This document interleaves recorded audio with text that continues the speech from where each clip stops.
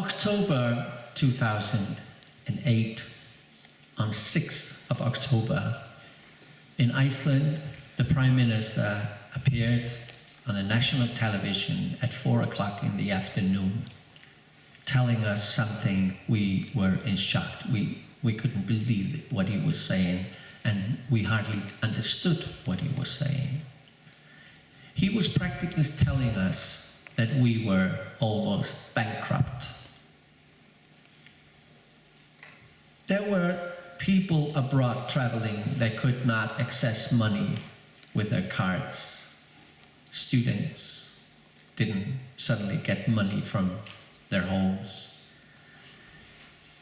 I was very busy finishing my biography. I was working with an author who had been writing my biography in periods over 2 years.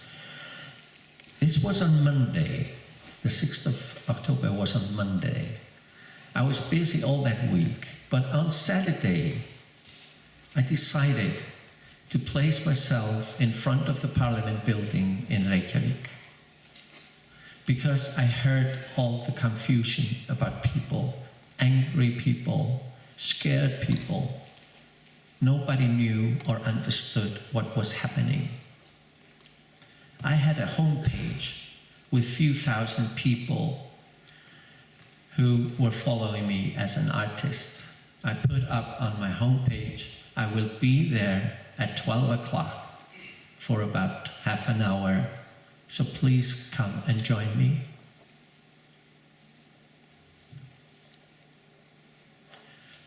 I stood there. The first thing I understood, there were not many people, there were about 50, 60 people showing up.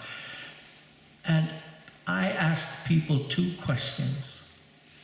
Can you tell me what has happened in this country? And do you have any idea what we can do about it? People were confused. They were scared. And I said to people, look, you are not alone in this. And nobody could tell me what was happening. On Monday, the Parliament members came to work, and there was a reason. At 12 o'clock, I placed myself there. It's lunch hour in Iceland. So I knew at 12 o'clock the Parliament members would come out to go to the restaurants. I stopped them and I said, could you tell me what is happening? I don't know. They were like this. And I said, and you are the people who are to protect our society? That's your job? And you don't know what's happening? No, we don't know. Then I decided we need to make a big protest meeting. And my first thought was, I have to get in touch with other people to help me. And first of all, I need to find somebody who can help me spreading news on the internet. Some people who are clever with the computers. And I looked around. On Tuesday, I found a young man who was working with computers. And I said, could you please distribute message to everybody you know and ask everybody to let everybody know that on Saturday at 3 o'clock there will be a protest meeting here in front of the Parliament building. And he said to me, don't worry, I'll do it. And he did. Anyway, the first big outdoor meeting, and I believe you're watching, it was like this. What I sensed, I hired a car, I hired a sound system, and I was ready to pay it out of my own pocket in the beginning. That was all right, that wasn't my worry. I called artists and intellectual friends of mine, trying to find, and I found good speakers, because that's essential, it's very important, to find people who can explain what really is happening. Why? Because the media was not telling us the truth. the politicians were not telling us the truth. I wanted people to step up and try to explain to people what is happening. In front of me on that Saturday, all of a sudden there were thousands of people. And what I sensed was anger. And I said to people, look, we are all angry. We are all in this together. None is worse than the other. So let's do it together. Do you agree? And thousands shouted yes. And I said, let's do this peacefully in the spirit of the society we want to live in. Do you agree? And they said yes. And I said to people, do you want another meeting a week from now, here at the very same time? And they agreed. Thousands said yes. By doing that, I made it kind of illegal. We were thousands of people wanting to stand there, and according to our constitution, we have the rights to do it. And I sought for permission to have this through the authorities. So it was perfectly legal in every way. This was the first meeting. I also did what I always do. I reached out to people and I said, I am a good organizer. I've proven that many times, but I need help. So I said to people, please help me. I need a person to take care of the financial side. I need you to donate some money because this is expensive, this costs money. And I need a person to help me to spread the words. I need a lot of help. And I had 2 mobiles.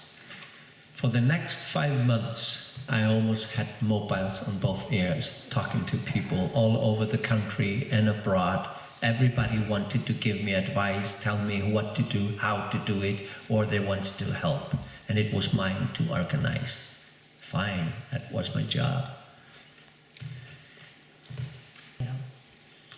What I did also was to establish a company to make it all legal, because there were money involved.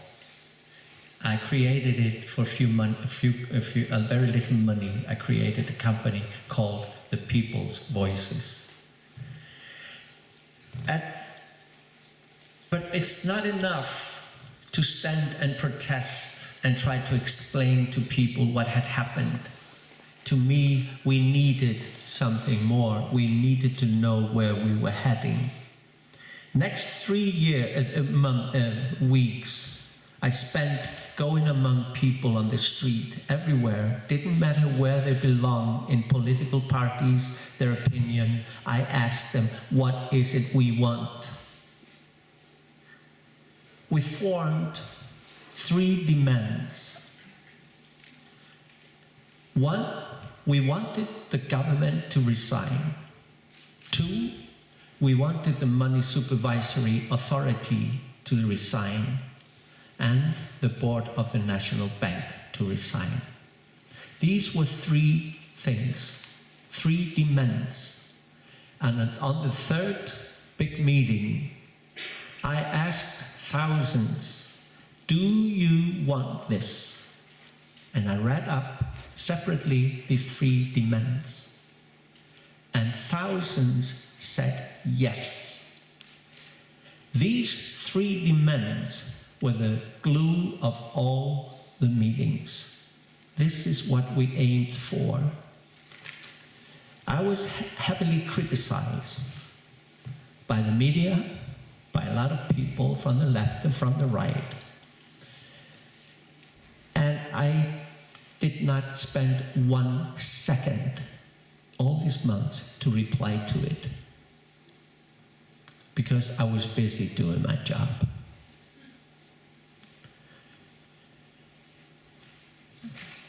One of the things that colored the first protests was what appeared to be violence.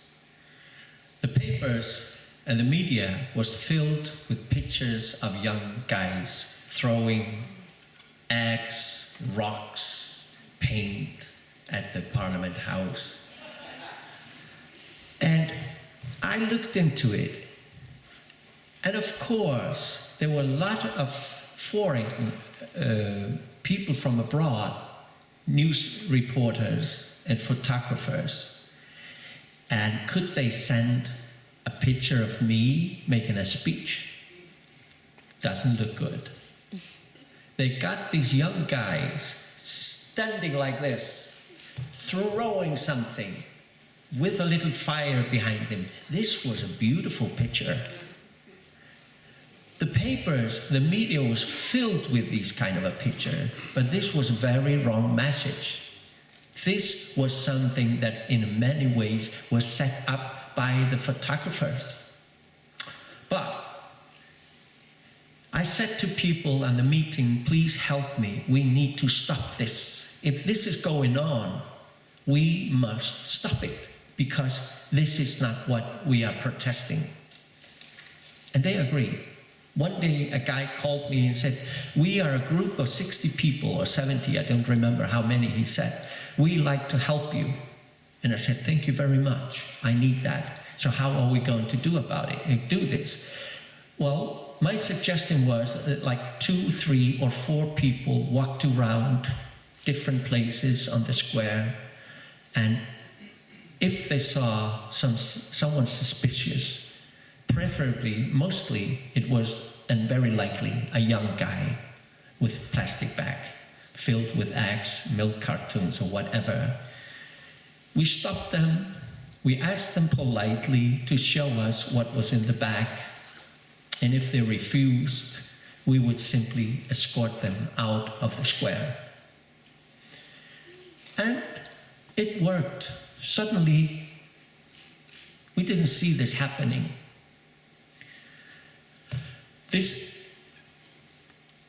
And what I needed the most of all was assistance to help me to know what was going on in society, because I had spent so much time abroad. I don't know the Icelandic society that well. I'm kind of a foreigner there. And I was asking people, please call me. And in a position like I was, I needed, everyone who approached me had to be checked. I had found a woman who was in a position within the system to check each and every person. Where did they come from? Were they related to a political or religious group? Where did they come from? What was their purpose? And there were a few people I started selecting, and they had to give me information, who they were, where did they come from, what was their job, and so on. And finally, 1st of December, I had found a man whom I could use as my right hand. He had to be awake day and night if I needed him. And he promised to do that. I needed guidance sometimes. I needed information. I had a lot of people who were ready to help me, giving me information, assist me to make difficult decisions if needed. And by 1st of December, we started writing the ministers letters, asking for a meeting, and basically saying to them, you are fired. That was our message, because they pretended we did not exist. Week after week, we stood there, protesting. And one day, the Prime Minister, in his arrogance, he looked out the window and he called us idiots. People were shocked. And I said, well, I'm not. That means he has listened. He's paid attention, finally. He calls us idiots, but that's his opinion. It's not mine. It's not ours. But from 1st of December, we started meetings with the ministers. And I made it very clear on the meeting, this is what we are doing. And I read aloud the letters to the ministers and said, this is what we've sent them, and we have asked for a meeting. Let's see what happens. A few days later, we were invited to a meeting. I think I met all the ministers in the government, and I basically fired them all.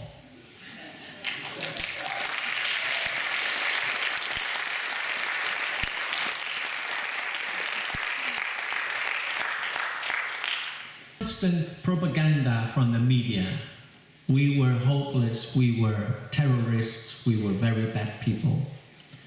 So in the second week of December, early December anyway, I began to say fewer and fewer people at the meetings.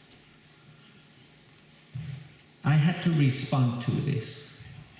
So I sent out an announcement saying, dear people, I respect your will to celebrate Christmas with your families and loved ones.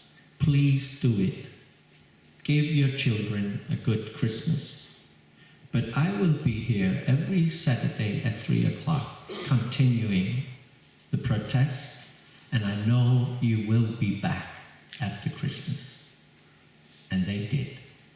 27th of December, there were thousands of people back. But the funny thing is, many people had lost the faith in the protest. They were saying to me, this is useless. We've been standing here for 8 weeks. Nothing happens. We're called idiots and we are called bad names in the media. This is hopeless. And I said, why is it hopeless? Well, it's not working. I think it's working, I said. The Prime Minister called us idiots. I think that's working. And they said, well, you cannot say the government should resign. And I said, why not? It's never been done before. And then I said, well, isn't it worth trying? I think it's worth trying. I'm going to continue with this. And I did. Because the people went away, there were less than 100 people in front of me in the protest. So I decided to do something theatrical. I made a silent protest.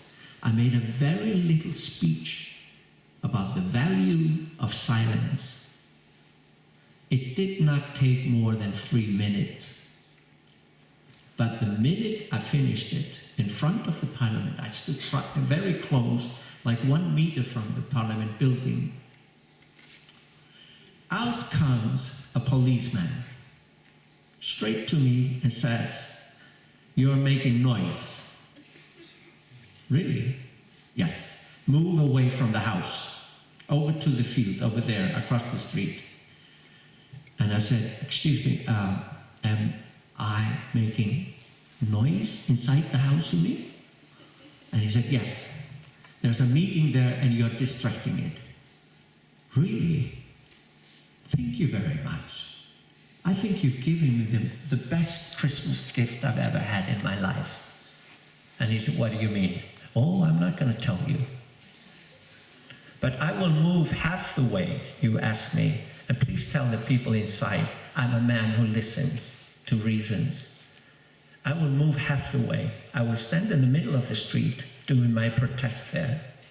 And I don't think it's a very good idea to arrest me, but it's totally up to you." And he went inside the house. The idea I got there, if this building of ours, I don't know if you can see it there, but it's made of very thick stones. If the people inside would distract it with one little voice outside, how about 1,000? There I decided to call people to surround the Parliament building when all the Parliament members would come back from the Christmas holidays. And that was on January 20th, 2009. In this situation, if you don't listen to your nation and react to it, you talk to the people with some sense, there's going to be happening a lot of things you are not going to be able to deal with. He didn't understand a word of what I said, and he has said so much later. But on 20th of January 2009, at 12 o'clock, I was expecting, hoping for 1,000 people or something like that. There were thousands. We surrounded the building. We were banging our pots, and we were singing, and we were dancing, and we were having fun. We were clapping, and we were beating the walls. The police wasn't there. Why? They didn't understand what I had been saying from the podium. But they arrived much later. And the minute they arrived, they came from behind us, and they hit us with bats and their shields, and they were very aggressive. There was no need to be aggressive. But this really made everybody angry. People around heard about this, the way the police attacked us. And there were thousands more coming because people did not like this. The beauty of it, the first day, we stayed there until midnight. The night came, we lit fire. We sang, we banged. You can see it in some of these pictures there. At midnight, we decided we'll go home, sleep, and we'll be here tomorrow again. And we did. Tuesday, Wednesday, Thursday night came. There was a line of policemen with shields and everything in front of the office of the Prime Minister. But there were drunken people coming out from the pubs, and they started to take rocks out of the streets and throwing at the police. But there were people who supported peaceful demonstration, who saw what was happening, and they did a very beautiful and a very brave thing. They ran and made a wall in front of the policemen, saying, "This is peacefully done, this is a revolution, and we will not tolerate violence." And it stopped. This was the headlines the day after. It was all over. And people began to understand that we who were protesting, we meant peacefully. That morning, Friday morning, I called the national radio and television and said, "This riot has to be stopped. I want to be in the news, the main news today." And they said, "Of course." I was on the main news saying to people, "This is unacceptable. Everybody who supports a peaceful demonstration, please wear something orange." That one became the symbol of our revolution.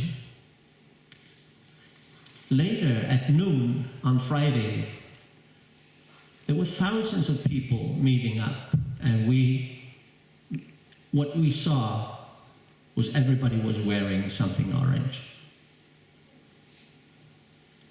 Friday, we stayed there until midnight, and then we went home. On Saturday, the 27th, I think, or 25th, I don't remember exactly the date, 27th of January, the biggest protest meeting ever was held.